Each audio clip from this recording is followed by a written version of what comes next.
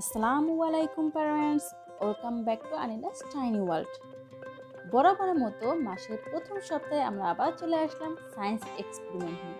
আজকে আমরা করতে যাচ্ছি দারুণ দুটো এক্সপেরিমেন্ট। ফার্স্ট এক্সপেরিমেন্ট হচ্ছে standing egg experiment and second experiment হচ্ছে ফ্লোটিং এগ এক্সপেরিমেন্ট। আজকে আমরা এগ নিয়ে মজাদার দুটি এক্সপেরিমেন্ট করব। তো চলুন শুরু করা যাক। সো আমাদের ফার্স্ট এক্সপেরিমেন্ট হচ্ছে স্ট্যান্ডিং এগ এক্সপেরিমেন্ট। এই এক্সপেরিমেন্টটি করার জন্য আমাদের মাত্র দুটি উপকরণ লাগছে, এক হচ্ছে ডিম, দুই হচ্ছে লবণ। সো এক্সপেরিমেন্টটি শুরু করার আগে আমরা একটু দেখে নিই যে আমরা একটা ডিমকে খারাপ অবস্থায় কোনো কিছু সাহায্য ছাড়া দাঁড়া করাতে পারি কিনা। ও নো, আনিলা তো অনেকবার চেষ্টা করেছে, আনিলা পারিনি, বাট আমিও চেষ্টা করেছি, আমিও পারিনি। সো একটা ডিমকে খারাপ অবস্থায় দেখতে হলে এখানে আমরা যেটা করব, আমরা এক চিমটি সামান্য পরিমাণ লবণ নেব এবং সেই লবণের উপর ডিমটাকে আমরা খারাপ অবস্থায় রাখবো। ওয়াও! সো আপনারা দেখতেই পাচ্ছেন যে ডিমটা একদম স্ট্যান্ডলি দাঁড়িয়ে আছে। সো এটার কারণ কি, কেন এখানে ডিমটা দাঁড়িয়ে আছে সামান্য একটু লবণের উপরে?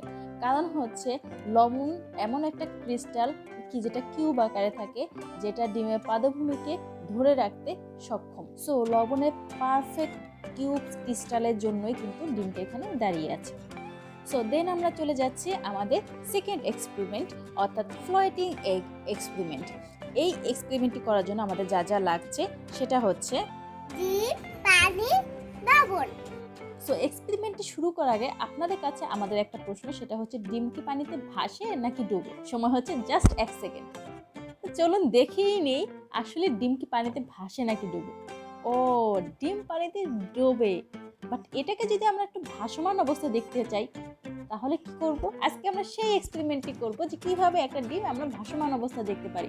তাহলে পানিতে তো ডিমটা ডুবে গেল, বাট আমি তো ভাসন্ত ডিম চাই, ডিমটা ভেসে থাকবে। তুমি কি আমাকে কোনো আইডিয়া দিতে পারো কিভাবে ডিমটা ভেসে থাকবে? I have an idea. What idea? আমি লবণ দিয়ে তারপরে আমি ডিমটা দিব। তাই দেখি তো সত্যি কাজ করে কিনা।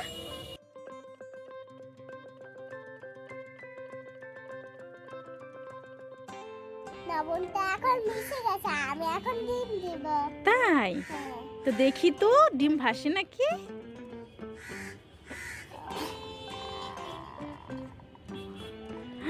ও মাই গড, ডিমটা ভেসে গেল। সো এই এক্সপেরিমেন্টের মাধ্যমে আমরা দেখতে পারলাম যে কিভাবে আমরা ডিমকে ভাসাতে পারি। সো এই এক্সপেরিমেন্টটি করার জন্য আমাদের প্রায় হাফ কাপের মতো লবণ লেগেছে।